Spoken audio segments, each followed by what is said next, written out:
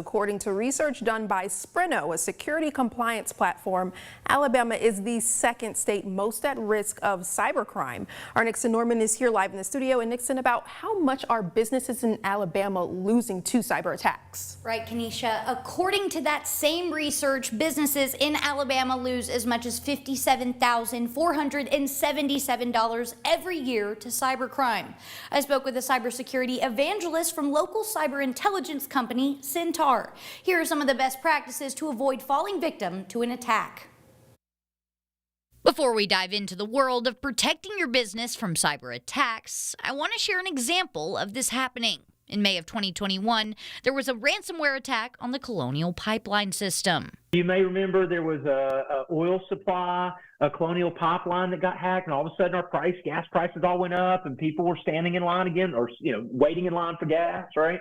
So it's that kind of thing. Protecting your data should always be a priority, but keeping data protected in Alabama is especially important. Alabama's got a decent concentration of defense contractors and military bases. Here's what you can actually do about it. For starters, be very wary of extremely urgent messages or requests. First trigger should be of any sense of urgency, any sense of rush, any mention of do not call the police, do not contact your relatives, any of that kind of stuff as a combination to me is a huge red flag. Hackers can take a look at your digital footprint in order to learn things about you. They can craft email messages to really, trick me into maybe clicking on links and going further. So you must use discernment when it comes to any message you receive containing a link.